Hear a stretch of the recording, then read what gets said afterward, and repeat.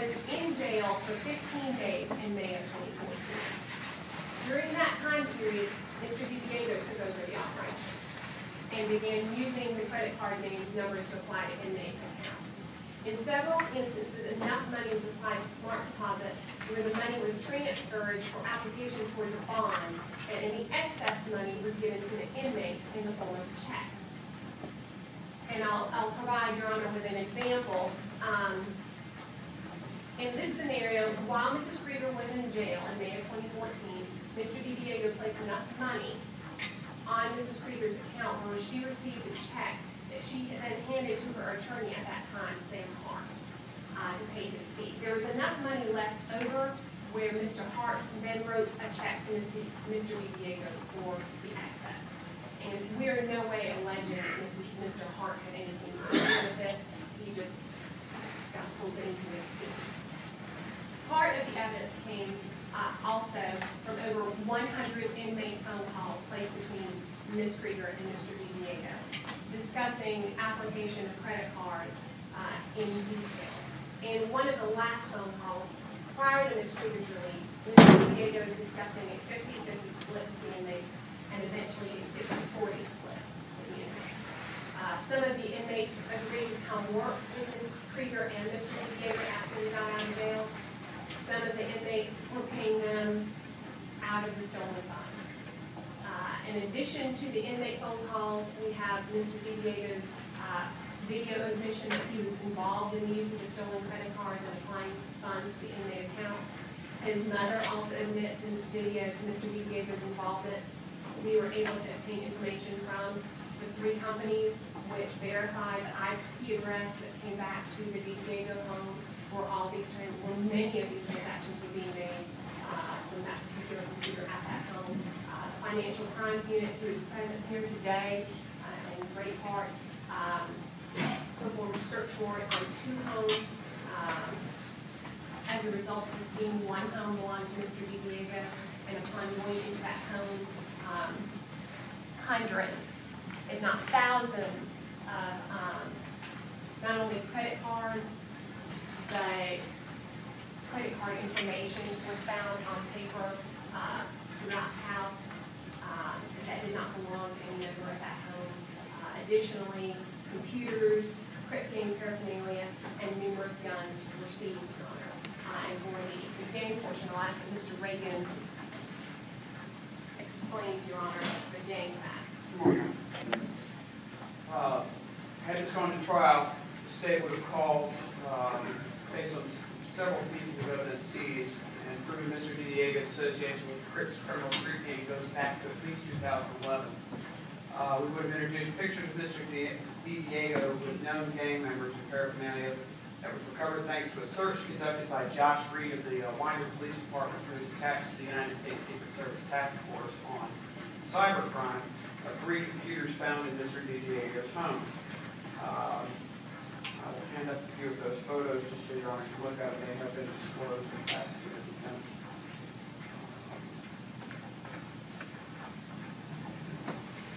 These were all found with computers in Mr. DiDiego's home. The state would have also been able to produce several pieces of gang-related clothing found in a search of the defendant's house at 3424 Hillcrest Avenue. I have pictures of that right here. Including but not limited to bandanas, shirts, and shoes. The state also would have produced media found in the defendant's house, including a CD that was labeled Crip. And a copy of the Crips, what we call the Book of Knowledge. The state would have called Sergeant Cedric Pinson of the gang unit to show that this is a history of the Crips criminal street gang passed down from one member to another. We also would have introduced phone calls and video statements, as Ms. Tisdale has already indicated, that further established Mr. DiDiego's association with the gang. And then, as Cedric Pinson would have testified, to show how Mr. Didiego's actions as associated with the Crips in fact consistent with criminal street gang activity. We also found and would have shown pictures that Mr. DiDiego on phone agrees to send to Ms. Krieger in the jail, and they are showing gang writing. We would have shown that Mr. DiDiego has the same tattoo that our manager would have testified is a gang tattoo, and would have sent these photos that we believe are the ones Mr. DiDiego sent to his mother to further show the association with the Crips criminal street gang. The scheme that Mr. DiDiego was involved in, if we want to use that word, his part of it spanned over approximately 2 weeks in May of last year. His mother, Denise, who was living with him, was arrested on a suspended license charge, and she had a misdemeanor probation charge, and she couldn't bond out of jail. She started calling Kodie, her oldest child, and putting a lot of pressure on him to try to find some way to get her out of jail. She was working for 1-800-Flowers on a seasonal basis. But most of this information that you see was in a room in her house. So he didn't spend a lot of time there. She had him go in and get these books where she kept this personal information of these various people that she dealt with over time at 1-800-Flowers.com. So she had a name, a social security number, and so forth, and a credit card. And she convinced him to use these credit cards. Now, as you heard, most of the thefts involved with these credit cards were misdemeanor amounts. And he was placing them on her bond and a couple of other people's bonds or books at the jail. These other people were to provide protection for Denise because she was terrified, apparently, after she received a threat while she was in jail, that she was going to be shamed. And so he was trying to find some way to relieve her anxiety and stress. And part of that, quite honestly, her stress, Denise's, while she was in jail in May of last year, was being driven by her addiction to Schedule II pills that she was prescribed. She's going through withdrawal. She wanted out of jail, and she was putting a lot of pressure on him to help her out. It's his mother. This just after Mother's Day. She's crying, begging him on the phone. He made mistakes. They spanned over a 2-week time period. After going through the evidence that the state accumulated, which is a massive amount, I saw no evidence that he was involved in any sort of scheme prior to Denise being locked up. It's not like the two of them were involved in some sort of scheme to defraud the people that she dealt with, this credit card business with 1-800-Flowers, or that he was involved in helping her prepare false tax returns or anything of the nature. He was living his life with his wife and 2 small children. The mistake that he made, which is clear to him now, is he allowed his mother to live with him on Hillcrest Avenue. He asked her to leave more than once because of conflict in the home. And his mistake was not holding her accountable to what most people, a reasonable person, would say she must be involved in something because of these credit cards that are coming to the house. And he didn't run her off. And he listened to his mother. The amount of money that he's responsible for taking from people through these credit cards is a little over $500. So for $500 and listening to his mom, if the state accepts the joint recommendation, he's going to be sentenced to prison for 8 years. He'd never been in trouble before. His wife and children and his grandmother and he. Now the court may say, well, Mr. Bushway, what about this gang activity? You can't look at everybody and say that person looks like a gangster. I realize that. No more than you look at somebody else and say he looks like a murderer or that person looks like a child molester. He is not a member of any gang. But the statute says if one's associated with, well, let me explain his association. Again, it goes back to his mother. While they are living in Jones County, the family meets a man who is a rapper. And he asks, the rapper does, his mother to manage him. Well, this rapper becomes somewhat popular. In fact, Investigator Batchelor back there, during the interview with Denise, recognizes this rapper and this song, and they start talking about rap groups. Hey, look, the investigator says, let me tell you about this group called Rehab. You ever heard of them? No, Denise says, well, I'm going to get you a CD before this is over. They're really great. I didn't know that you managed this guy.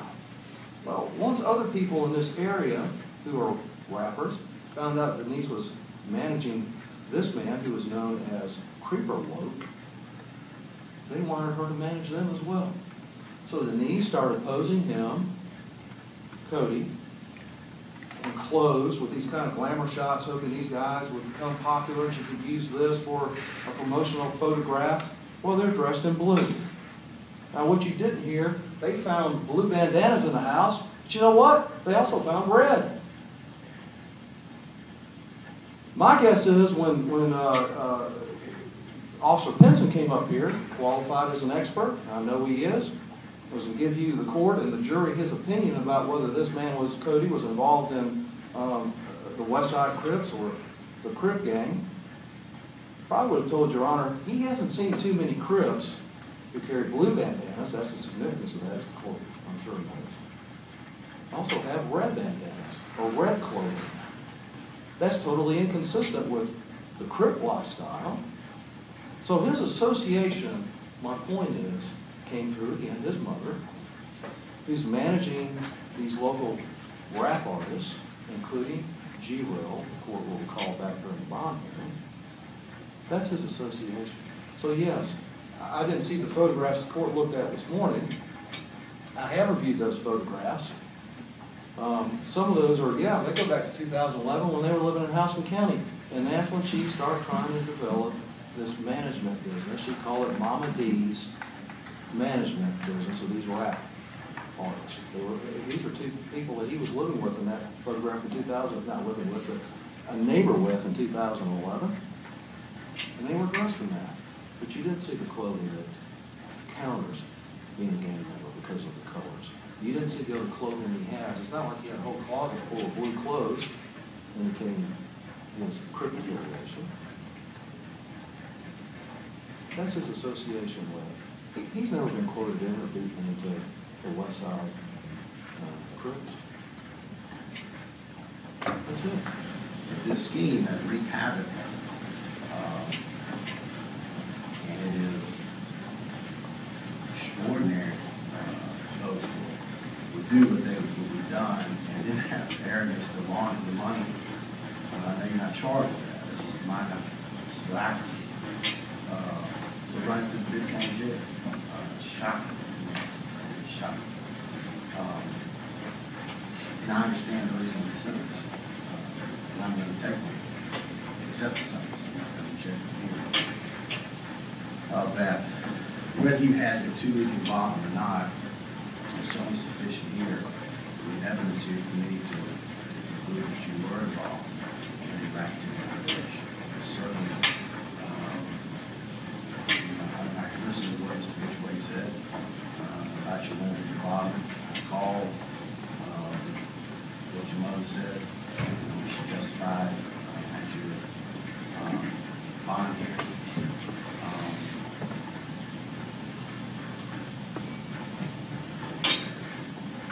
I don't see justification. And whether you maybe stay listening to your mother or not, you're still 22 years old. You're your own man. And you've got to take responsibility for what you've done. You had a choice along the way, difficult choice. Not to be persuaded. It would have been a terrible place to be put in. But we all have decisions to make. And then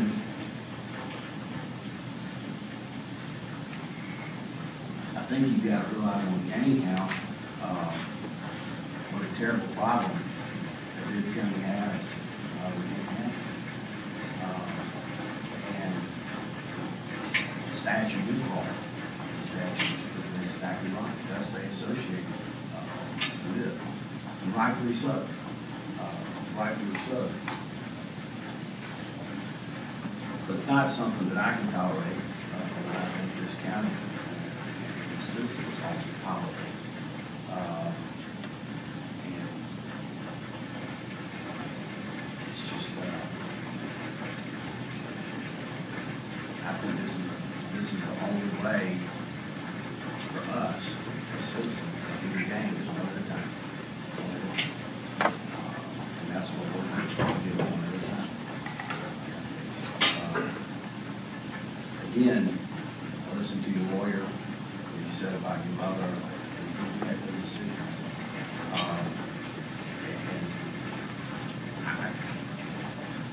And I just can't fathom that I'm going to let somebody talk me into posing with gang colors and gang people. I can't follow. Be that as a, on count number one, you're sentenced to 15 years. Serve 8. You have a credit time served on June 26, 2014. You're responsible for your supervision on probation. Special condition of your probation are that you must testify truthfully against all code states that are required by the state. You'll be subject to gang conditions. Those will be special conditions, so that if you violate any of those gang conditions, you may have the remainder of your sentence revoked in full. Your sentence on probation License Management Act, the secure license for 180 days. You are required to submit to a fourth amendment waiver by DNA sample to the state.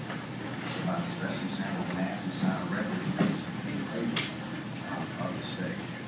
On count number 2, you'll be sentenced to 15 years, serve 8. Concurrent with count number 1.